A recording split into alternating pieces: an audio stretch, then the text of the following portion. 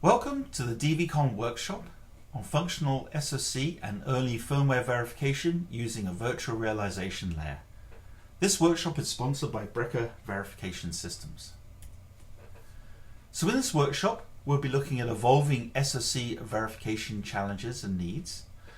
We have also asked Mike Chin, a principal engineer at Intel, to come along and give us his perspective on industry trends and the verification challenges he sees from both a hardware verification and software validation perspective.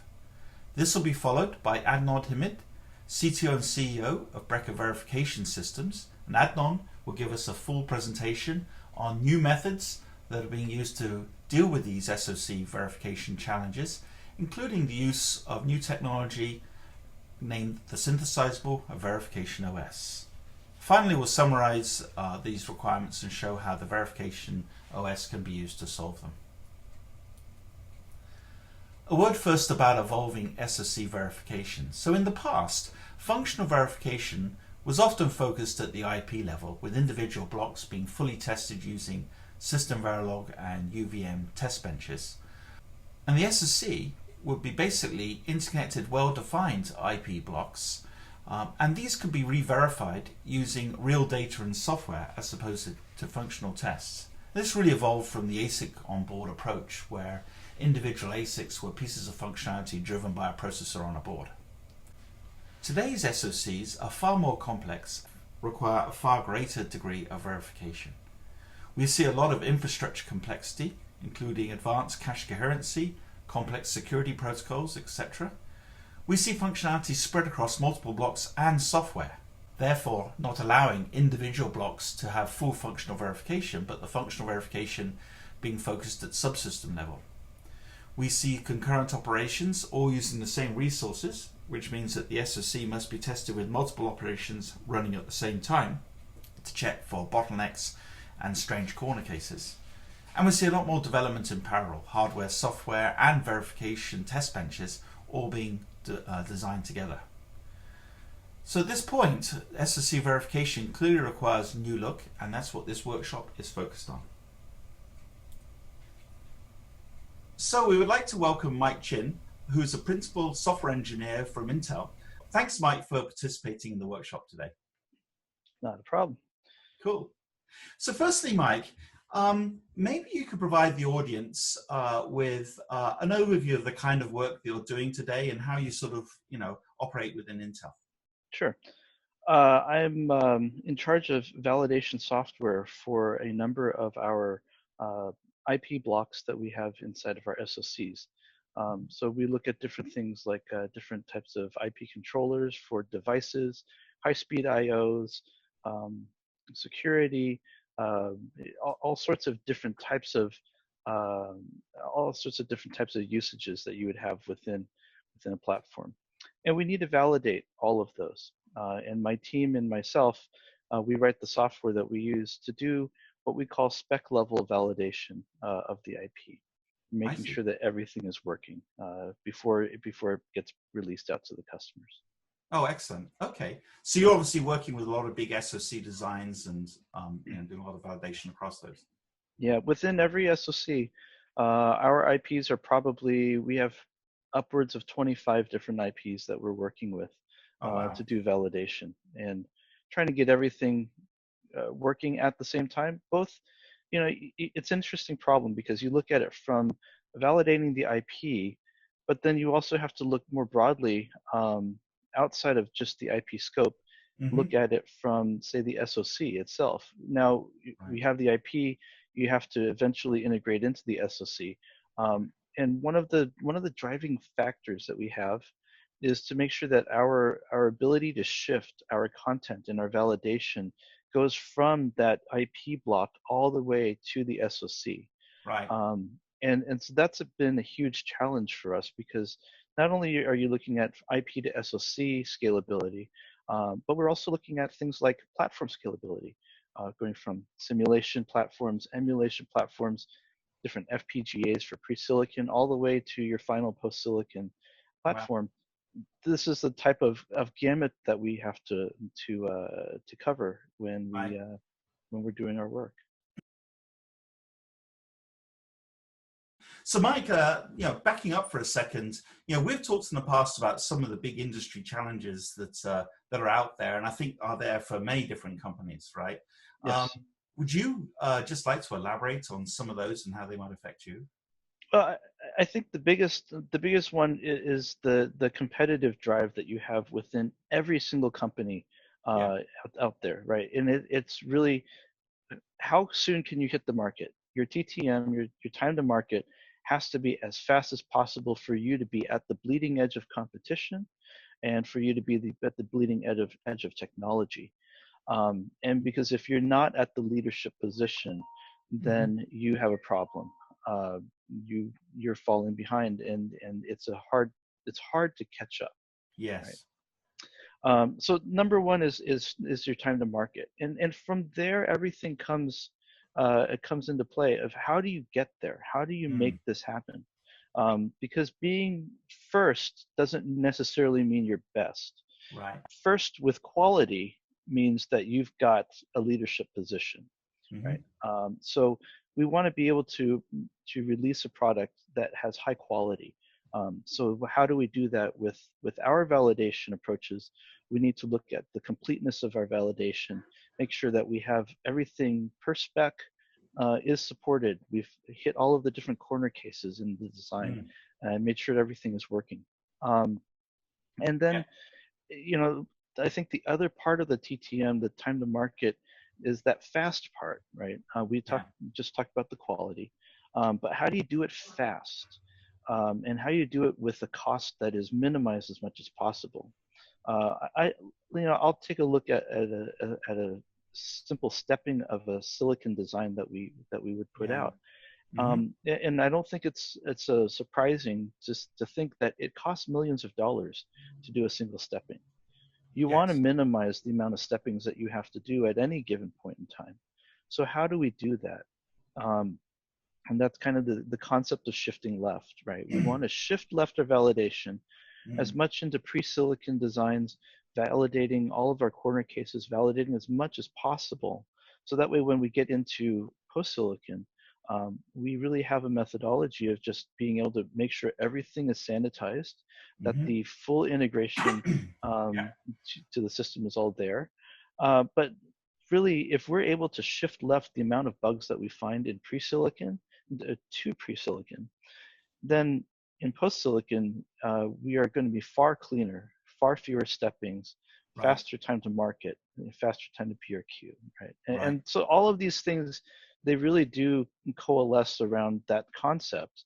I think of making sure that we can be in a leadership position, Hmm. and you lead with quality and you lead with speed.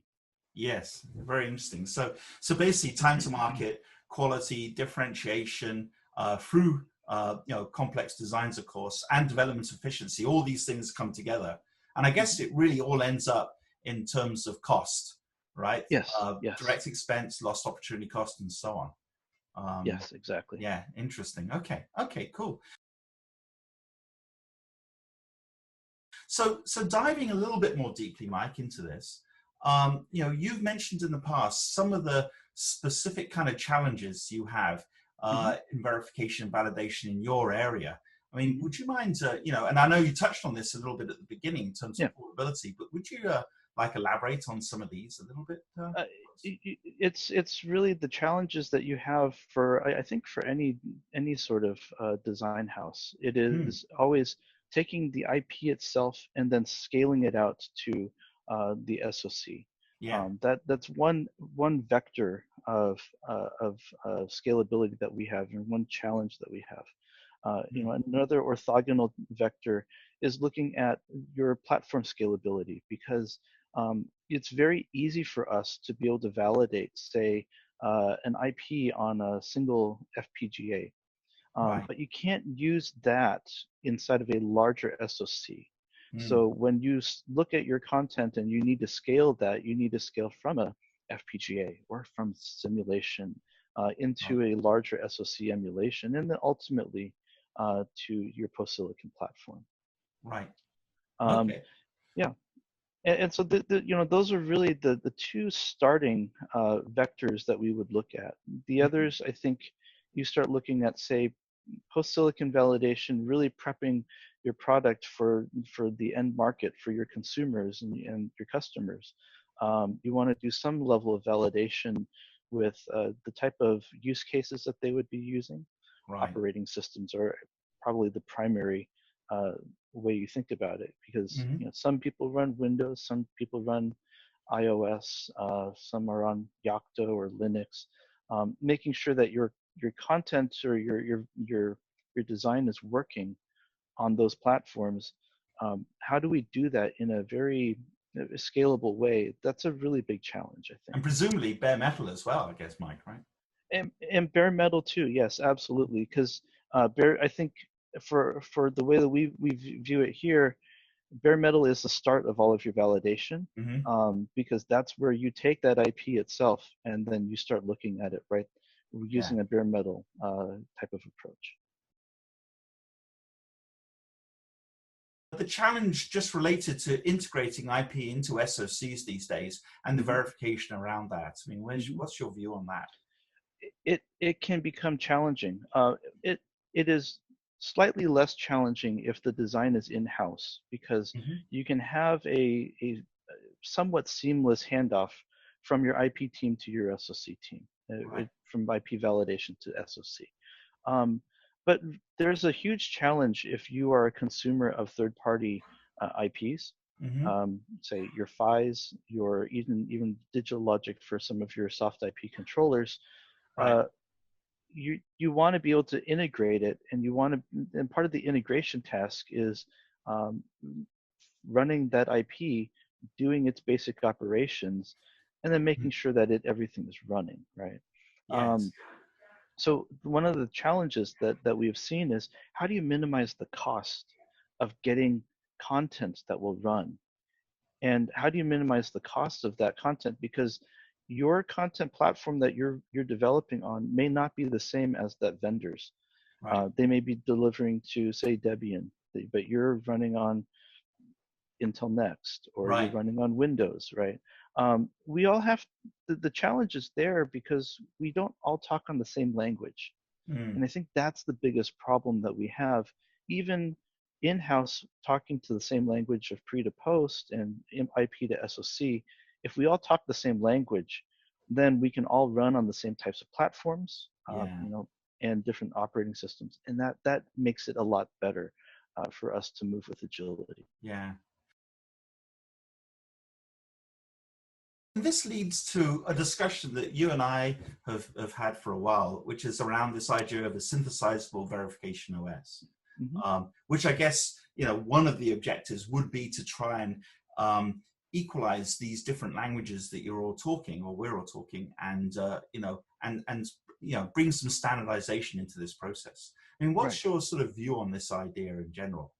I think that it is something I see as a need for my company. But as I look at other companies and their ability to work, or if I put myself into the shoes of an IP vendor, it is advantageous for me. And I kind of go back to the same concept of talking the same language. Yes. It's advantageous if we all talk on the same language, because then I can deliver something once. You can take it and run with it without having much interaction from myself or much support.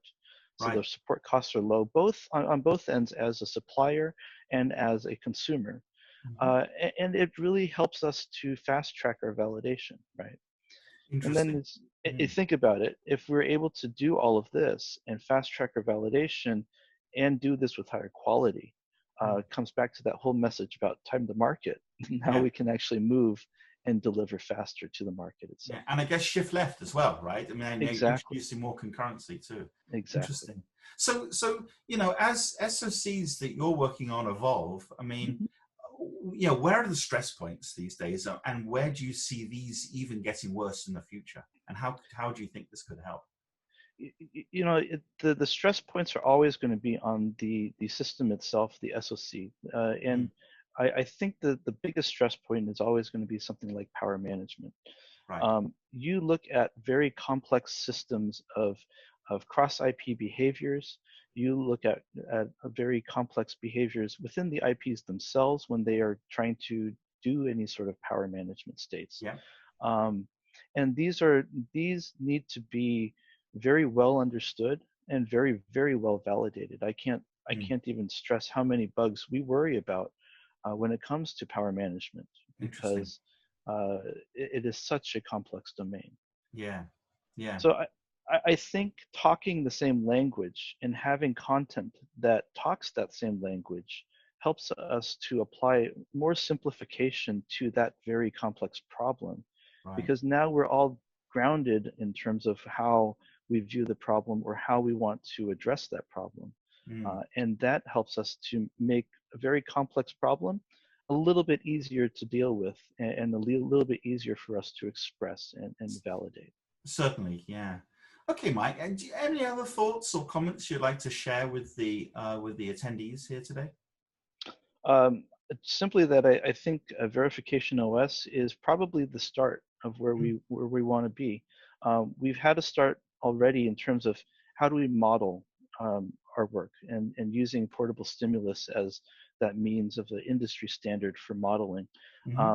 When we talk about the realization layer of that portable stimulus, and when we talk about how do we have scalability of that intent, from IP to SoC, from one platform to another, from operating system to operating system, I think this is one of the concepts that we need to be looking at, because it really helps us to be able to then validate more fully and validate more completely.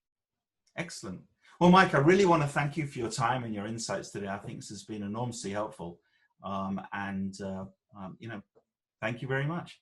Yeah, not a problem. I'd like to now welcome Adnan Hamid, CTO and CEO of Breker Verification Systems, to the workshop. Adnan is going to talk about the right-hand side of the V model that Mike discussed so eloquently just earlier. Mike mentioned this notion of a synthesizable verification OS, a concept Breker has been working on for a while now. Maybe we could start a little bit with your idea behind this concept and how it relates to SoC verification. Thank you, Dave. So Mike talked to us about the need for quality and time to market. And he brought us all the way down to do this, we need a left shift, right? We need to be able to write a test once and reuse them everywhere. And that got us to this idea for synthesizable verification OS. So what's the idea over here? Well, I've been writing tests for a while, and let's start by talking about what we all know how to do. We all know how to program. Under Linux, we are all taught how to do a hello world, and we somehow call printf, and we run a program, and it just works. When we do that printf, a lot has to happen to make that hello world show up in the right place on your screen, right? Something goes to the OS, goes down to the kernel, something puts in the right place with X Windows. That's cool. When you run your program, somebody takes care of us. It starts up a new process. It runs us when all our resources are ready. It pauses us when they're not. And when we ask for resources like memory, we just call malloc and somebody just gives us some memory and it's all done, right? We're all very used to this. The aha over here really was, hey, when we go to other environments in verification, we're really solving that same problem over and over again. Let's talk about UVM. Okay, in UVM, our printf is a UVM info, no problem. Our processes become UVM sequences, right? We're running lots of sequences on our VIPs, but the resource management and synchronization across them, difficult. If you're talking at SoC level, if you're talking about an IP that has memory, well, we don't really have any memory in UVM. When we go to the SoC level, first let's talk simulation emulation. Just getting a printf going on from a CPU in simulation is a problem, right? We need to do some kind of trick boxing thing. Processes have to be manually managed. Memory has to be manually managed. And then this is also a problem when we're trying to do bare metal diagnostics for post-silicon. So the aha was a little bit, hey, never mind the test content. There's a framework that we need in each of these platforms. They're all trying to do the same thing. Can we come up with a set of APIs that model what an OS would do for us and implement them in a way that we can synthesize the right framework for the right platform? Interesting. So can we talk in a bit more detail about the synthesizable verification OS and what are the major components that you need in this? So the idea is this. Let's separate the realization of these test cases from where the test case comes from, right? So one common place that would come from is a portable stimulus model, right? Or it could be just plain old C++, or we could be taking traces from UVM or from some directed test format. It doesn't matter. We write them all to use or call these virtualized OS services. Then we have the virtualized OS deal with the scheduling, the resource management, and then have the synthesis flow generate the right framework for the right platform. Because the fact is, we're going to talk about the 3 separate platforms, but everybody's worlds work a little bit differently, and we need the synthesis chops to be able to handle all of them. Okay, so I understand what you're saying, Adnan. It seems like we have a lightweight verification operating system type of kernel to run verification that has some pieces of, say, what might be in Linux, but not the big overhead of Linux. Maybe you could talk a bit more about some of these virtualized services, the services and the mapping that's involved. Absolutely. So what are things we got to be able to do, right? We need portable messages. No matter where we are, we got to be able to do our hello world. We need portable registers. We need to be able to program our registers. Register base addresses will change from environment to environment, but the register offsets will be defined by the IP, so we need to have that flexibility. We need to deal with memory allocation and scheduling. How that works will be very different in different platforms. We got to work with the task scheduling, the actual work scheduling. This is the processes we talked about. We got to deal with transactions, right? Every design has to have some kind of I/O. If it ain't talking to the outside world, it ain't doing anything. And finally, we need to deal with interrupts. So these are 6 common things. This is not everything that the API supports, but here are 6 common things that I think most of our audience can easily relate to. Okay? Now, a lot of these ideas are not so new to us. I've pulled over here a few slides from the PSS tutorial that we did just a little while ago. One slide that Tom presented over there was on how we do scheduling, right? And we talked about these parallel constructs and these schedule constructs and what that means in terms of how we can schedule things, what may be in parallel, what may be in sequence. Well, this is cool. But how do we ensure that we get the same parallelism and the same sequencing on all the different platforms? Furthermore, Tom has this very nice slide where he talks through all the different paths that you could come through in this graph. Well, how do we make sure that all those paths have been covered? In that tutorial, I talked about memory scheduling. Okay, we talked about how we do memory management and how memory management has to play well with the scheduling. For example, if you do 3 operations in series, they can keep reusing the same memory, everything is fine. But if you do the same operations in parallel, you may run out of memory because all those guys are trying to run at the same time and you might not have enough memory to support them all in parallel. So you can't really separate the task scheduling from the memory scheduling. Karthik talked about the register modeling in PSS, and we got to be able to define these registers and write them. But how do we write this register? If I'm going into a UVM environment, I got to come through the UVM RAL layer. If I'm going into an SoC simulation environment, I may well need to generate this into a C program that a processor runs. If I'm using the same registers to program a device in post-silicon, say over PCI Express, well, now I've got to generate the correct PCI Express transactions all from the same programming. So how do we pull that off? Another aspect over here is some of our users we see are coming from the UVM background and they're happy to learn this new declarative language. Many of our users, especially at larger companies, have stakeholders all across the stack, from SoC simulation to system integration all the way to firmware. And really, we are not convincing them that a new language is in the best interest. So for them, we are providing the same solutions in just plain old C++. So we can take the register definitions, perhaps coming from IPExact, spit out a register model in C, and then give them an interface to be able to read and write those register models. This is taken very much from the UVM RAL layer, brought up to PSS in C++. And this gives you a way to set individual fields and modify them before you write them.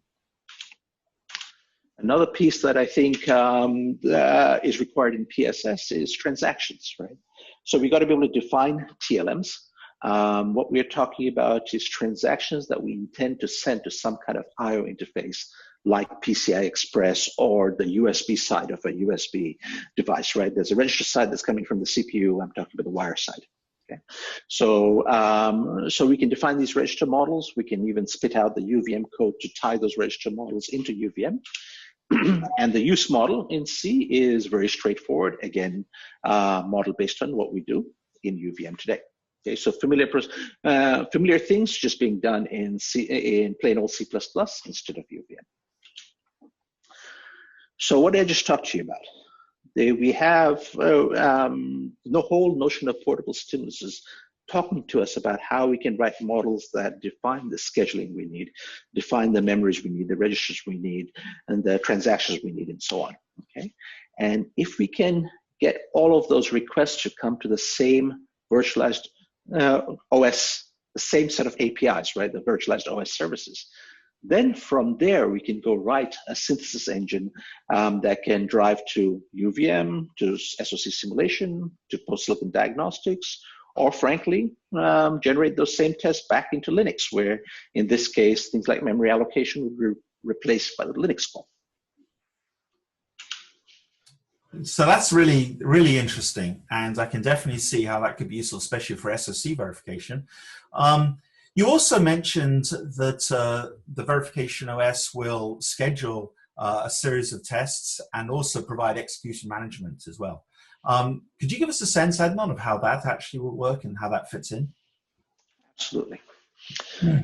So let's say we have a little SoC and we have several use cases, right? We have various I/O blocks that can drive through various other IPs to create various scenarios. Let's consider first the case where we have only one thread, okay? We could lay down a first scenario, we can lay down a second scenario, and already we're probably doing more than people can write by hand. And again, think about the fact that we're coming through this graph of scenarios and we are covering different sequences of operations as defined by the graph. Well, let's say instead we have 3 threads available. Well, we can create a scenario, we can interleave, interleave, and pretty quickly we have a dense test case with a lot going on. And what's going on over here, right? So for example, in the schedule, there's no row with 2 purple blocks. The tool is resource aware, where these resource definitions are coming from the model itself. And we ensure that the same resource is not used by 2 threads at the same time. Those arrows are producer-consumer dependencies. We know that the producer must finish before a consumer can start.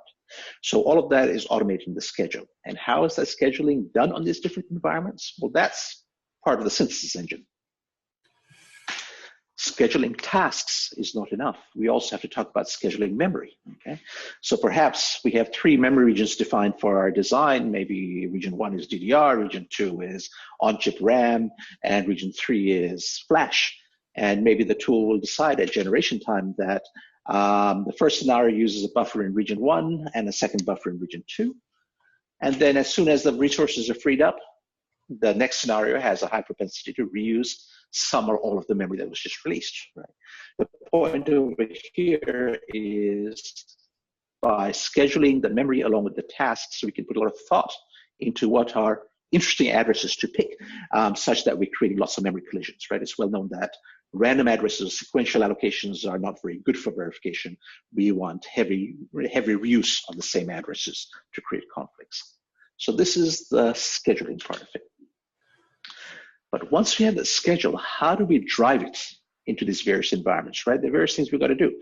We got to manage all these threads. Sometimes some of them are coming from CPUs. Sometimes some of them are coming from VIPs. We got to deal with coverage, both the sequential and temporal coverage. We got to deal with debugs. So how do we do all of this? Well, I'm going to talk to you about 3 flows, right? We'll talk about UVM, we'll talk about SoC simulation, and we'll talk about post-silicon diagnostics. When we're working in UVM, then once the schedule is generated, each thread in the schedule is driving a separate VIP or agent in the UVM, okay? The UVM environment is free to do its own scoreboarding and its own coverage, but so all the tests are self-checking, so they're scoreboarding at the tool level, and the tool is also measuring what coverage it has achieved. We've put some work into making integration into UVM environments very simple. All that is required of the user is to link in a DPI library and to load some system Verilog code that's generated by the tool. The system Verilog code is generated code I showed you when we were talking about the TLMs that we talked about, right? We said we could define a TLM in C++ and then generate the UVM code to hook it up to simulation.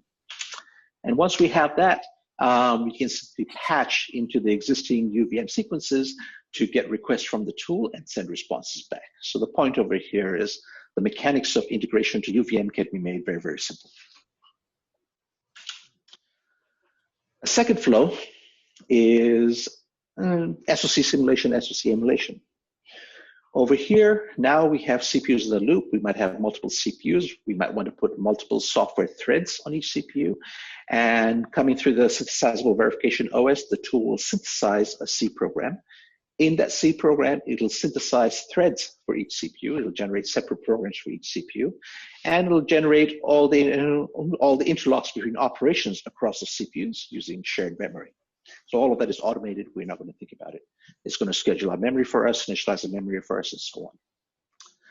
Another problem that we have to deal with in SoC simulation is we got to synchronize what we're driving and checking on the VIPs with what's happening in the embedded processor. And since all those operations were co-scheduled when the test was generated, the tool can create an automated synchronization through this execution engine to make sure that operations of the VIP happen in the right order with respect to what's happening on the CPUs. A third flow is in-circuit emulation, FPGA prototypes, and/or post-silicon diagnostics, right? So these are all things where the DUT now looks very much like the chip is sitting, it's connected to a board and things work as though they're working in real life. In these environments, there's a bring-up board, and the actual device plugged into the board, be it an FPGA, silicon, or some socket running off to a big emulation box. Usually we have JTAG and set up, and we already know how to download and run a program. And also, these boards usually have some kind of a console interface, typically done over a UART, where we know how to do printf on one of the CPUs, and it shows up on a console. So in this flow, we're using we're piggybacking on top of that console interface to interact between what's happening on the board and what's happening in the environment side, right? Because we're still open to this problem. How do we synchronize what's happening on the various interfaces with what's happening on the embedded processor? So, wow, this certainly a very powerful system that can obviously map right across the verification flow. As we move up our V model that we've been discussing, Adnan, maybe you could give us a sense, now we've got a notion of this synthesizable verification OS, how exactly this helps with SoC verification. What are the critical aspects of SoC verification that we need to be concerned about these days? So what are our verification problems, right? First, we want to define what needs verifying based on our specs, right? What is verification at the highest level? We've got to prove that an implementation, RTL, matches an intent. Well, today we capture that intent in a whole bunch of different places. We write some of the models in UVM sequences, some of part of the models in C, something in diagnostics. They're all over the place. The same things are rewritten over and over again. We absolutely need a way to move up our level of abstraction. Right? Today, the way we define our verification intent, it's connected right into the implementation of the test. It's just like when there was a time when we did design, our intent was defined right in our netlist, in our gate schematics, right? The implementation and the intent was all kind of one thing. We want to be able to move up. Today in RTL, we just write block level logic, synthesize it, it's done. We can compose multiple blocks to create a system, synthesize it, it's done. We need to come up the same path with test generation. So The first thing we need is an abstracted view of how we capture this intent. We've got to be able to capture intent for individual IPs, and then we have to be able to compose those intents into system-level scenarios. We need to be able to handle this with multiple languages, right? We have to be able to do the declarative portable stimulus standard language that Accelera has defined. For the higher level folks who are working at SoC, system integration, firmware, and so on, they want to be programming in C++. Doesn't matter. We've got to bring these models in. We've got to be able to compose them however they're written. Once we have the model, what this model is telling us is it describes a verification search space that intent covers. Okay, and now we got to go create a way to ensure that they are covered properly. And we're gonna talk about 3 dimensions of coverage. Today, the notion of combinatorial coverage is well understood, right? System Verilog gives us combinatorial coverage. At a given instance, for a given event, we can say, hey, did we see a combination of things? But really, we're asking for 2 more levels of coverage today. One is sequential coverage. We've got to the point where we can reason about, hey, if I have these scheduling operations, parallel operations, I can draw this graph of different scenarios. But now I want to know that I have covered every path through those graphs, right? That I've covered all those use cases. So that's sequential. And then I also want to know that I've done all those operations concurrently. So I need a measure of concurrency coverage. So these are the three dimensions of coverage, right? The combinatorial, the sequential, and the temporal.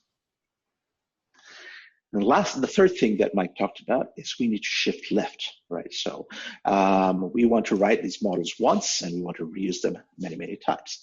So that really was the point addressed by the synthesizable verification OS. Let's separate how we come up with the scenarios from how we actually run the scenarios, have all the scenarios come to the same common API, and then write the synthesis engine that can go generate the right test case for the right platform. That way, we can write the spec-driven abstraction for the IPs early on when we're developing the IPs, and then we can reuse them up the food chain as we go to subsystem system, emulation, post-silicon. And then we should be able to compose those IP models into system models and generate system scenarios. So this is kind of the 3 big things we're after, right? Give people a better way to define their intent. We'll create a deterministic way to cover not only combinatorial coverage, but sequential coverage and temporal coverage, and do this in a way that we can shift left, where we can define the models early and reuse them across the flow. So the ideas we're talking about are really not new. Anybody who's at this conference, we all know logic synthesis. And the idea is doing what we've done with logic synthesis for test suite synthesis. Isn't it interesting that in the industry we have DVCon, a conference dedicated to verification, but how come there's no RTLCon, right? Why don't we have a conference dedicated to how we write and reuse RTL? Because we figured it out, right? About 30 years ago, Synopsys came up with this idea of logic synthesis, and that's what drives our industry. Well, this is doing the same strategy, but now for verification content, right? Where we want to write our intent at a high level to create this graph-based model, and then feed it through a synthesis engine to drive all these platforms. So the synthesis gives us the reuse, right? Which is already a big lever in getting our left shift, but we're not done. We need quality. So what do we do about quality? Today, quality means coverage. We kind of know that, okay. Today we have mechanics to measure combinatorial coverage. In System Verilog, we have functional coverage. We can say on this event or at this clock, tell me whether you've seen state machine A be in state 1 while state machine B was in state 5. That's great. It's a beautiful thing. We use it. We know when it's not complete, but it's not enough. With combinatorial coverage, it is very difficult to ask the question, hey, have I seen a scenario where data came in from my modem, it was decoded by my crypto block, and then sent to video, right? This is a sequence of operations that happen across time, and combinatorial coverage is not real good for that, right? But this needs measuring. Even that is not enough for us. We want to ask, hey, while I was doing the data coming in from my modem, decrypted and sent to my video, have I also been listening to music on an MP3, which maybe something came off an SD card, went through my audio subsystem, and went to the speakers. So I want to know about the concurrency cases, right? A big example of concurrency cases is power management. Have I seen two of my big power domains power up at the same time, because I want to make sure my design doesn't brown out when everything tries to come up at the same time. So combinatorial coverage, not new to us, right? System Verilog does it today. We have tools that can measure it. Sequential coverage is simply taking the graphs that we're talking about in the portable stimulus models, unrolling the graphs into trees, talking about which of those paths are reachable, of the ones that are reachable, which ones have been covered, right? So you can create a nice hotspot graph to a heat map to tell us what is hit, what is not hit. And when you have this much analysis information, very easy to put the tool into automated coverage closure to go cover the paths that have not been covered as yet. Caveat, the total number of paths might be extremely big, so we might have to come along and define which decisions are important to us so we can get a tractable problem, but the math is all there. Once you solve sequential coverage, then you say, hey, have I run all the sequences against each other with all possible concurrency cases? And that gets you to your temporal coverage, where we're wanting to back annotate the schedule with actual observed times to see how things progressed, and then do scripted analysis on it to see, hey, have I seen all possible overlaps between all possible operations? So, and all of that together lets us do this big left shift, right? So it lets us define our models at an abstract level. We build them at the IP level, start verifying our IPs, combine the IP models to create system models. And as soon as we have the models, we can synthesize test cases for whatever platform is available at that stage in the design. Early on, maybe we have System C virtual platforms. Then we'll go to UVM, sort out the IP blocks. Then maybe we'll go to simulation acceleration to do our subsystems. Eventually, we'll go to in-circuit emulation and post-silicon. And we built the models way back when the IPs were coming up, right? So the rest of this flow is complete reuse, everything driving quality and time to market. So Adnan, at the beginning of the workshop, Mike talked about the challenges of verification and the industry trends that he sees. Maybe you can give us a sense of the Verification OS, how this applies SoC verification, and how this affects the return on investment in the business of semiconductor development today. So what did Mike really talk about, right? What Mike talked about is what each of us have to worry every day, right? Every business, every industry.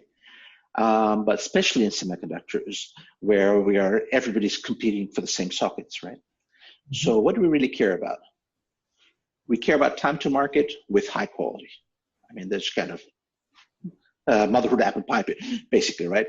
Any CEO of any chip company, sir, do you care about time to market and quality? Yes. Okay, so what does that mean? How do we get this? Well, a piece of it is reuse, right? We better not be reinterpreting our specs over and over again. So the whole idea over here that we just talked about, we started at the bottom of the V model of the synthesizable OS. What that takes out is one big problem. We can worry about defining our intent and leave some tool to figure out how to run that intent on different platforms. Okay, so that's the lowest level. That raises the possibility that we can write these models early when we are choosing and testing out our IPs, and reuse them as we go through subsystem and system testing, so pushing left shift. Right? As these systems become bigger, we tend to move across different verification engines, going from simulation to emulation to post-silicon. Well, we just use the synthesis tools to go synthesize the right test case for each of these platforms. And eventually we come to silicon, we synthesize those diagnostics, and everything is set up so that we can drive our time to market. And what am I talking about, right? If you look at where we're spending our time, what stops us from turning out our chips inside a month, right? What drives that time to market? Well, we've known forever from our Wilson studies that we do every couple of years, right? That developing the design, 30% of our time and budget, verifying it, 70% of the time and budget. Well, when we drill into that, we see that about 30% of the verification, right? 30% of the 70%, 30% of the overall budget is developing test content. And why does it take so long? Because we keep redeveloping the same test cases over and over again at different platform levels. We see 25% in debug, where most of the debug is debugging the test cases. So that's 55% of our time to market that can be optimized. And simply by raising the level of abstraction on how we define our intent, and by creating synthesis engines that can synthesize that intent to all our different engines, we can crack that time to market problem and create massive ROI, right? We replace human time with technology, just like we do. We've replaced drawing schematics with logic synthesis. We're going to replace test writing with test case synthesis. So thank you for attending today's workshop. We've been looking at evolving SoC verification, and I particularly want to thank Mike Chin from Intel for providing his perspective on industry trends and how his SoC verification challenges have changed over the years. Adnan and Hamid answered Mike's challenges with a complete description of the new technology, synthesizable verification OS, that may be driven from the new Portable Stimulus 2.0 standard, as well as other sources. He went on to talk about how this drives better, stronger SoC verification and how it affects the business return on investment. For more information on any of this workshop, please feel free to visit our website, brekersystems.com, or come along to the booth at the conference for the next 2 days. Thank you for your time.